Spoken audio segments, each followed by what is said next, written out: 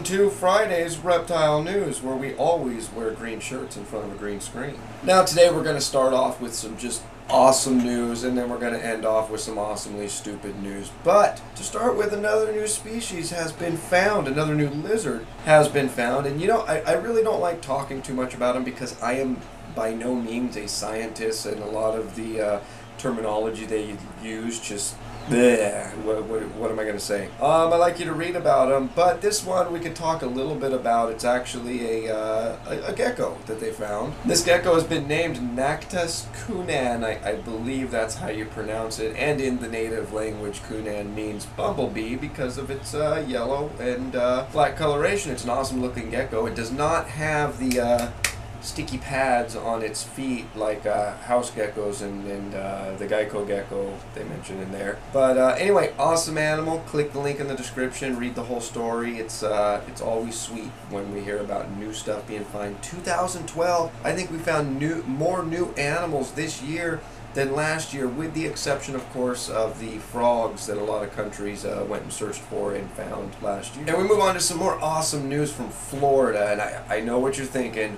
What awesome news for us can possibly come out of Florida? Well, this is sweet for conservation, for animals in general. You see the tortoises down there. In past, during the building boom, they were like covered over and buried while they were building these shopping malls, houses, condominiums, whatever. But now, since the government banned doing that, I believe it was five years ago, I believe, researchers are saying that the tortoises are better off. Now, they're not sure whether this change in government policy is going to save the tortoise from an eventual extinction, but now the law requires the contractors to move the tortoises to a suitable location within the development, but out of harm's way of the bulldozers, so they'll no longer get buried. But what they do mention, which I think this makes the contractors our ban for the day. A lot of them they're not doing that. They're going up and above the call of duty, and they're actually transporting the tortoises to local farm and ranch land, or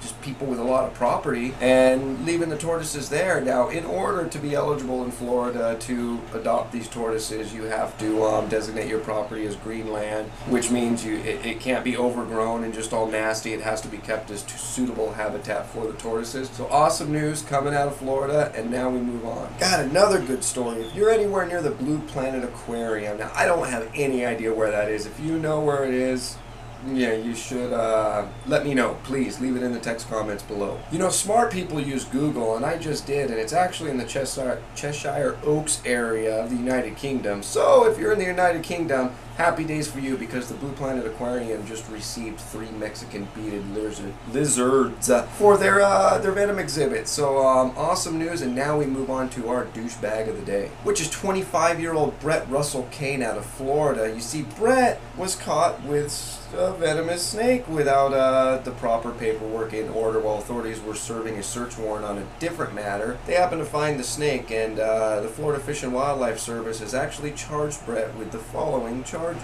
possession of a venomous snake without a permit, unlocked cage containing a venomous reptile, no protocol in place in case of a bite, no information on the cage identifying it as housing a venomous reptile, no critical incident plan, and last but not least, no records on how he acquired the snake. You see, these are all the laws in Florida if you want to keep a venomous snake, at least an eastern diamondback rattlesnake, which is what Brett got caught with. So thank you, Brett. Everybody give him a round of applause for being our douchebag of the day. And one more thing, of course, before I go, I worry it's a little bit early to say anything, but I'm sure I'm going to be able to make it. If any of you live around Salida, California, there's a reptile show this weekend, Saturday, tomorrow as a matter of fact. I believe it runs from 10 a.m. to 4 p.m. at the middle school there, and myself, as well as my wife and a couple of the kids, plan on attending that if possible. Got a little bit of a drive ahead of us, but that's okay. We'll probably be there around noon, so if you are from that area, I hope to see you, shake your hand, take a picture, say hi, and yeah, that's been all your news for this Friday. If you'd like to read any more about these stories, that link's right down below here in the description. And as always, if you're still watching, my name is Jason White. Now you know what's going on in the reptile world. Be good to each other, and we'll see you next time. I'm just an angry individual at a pivotal point, declining the stage official as I rip to annoy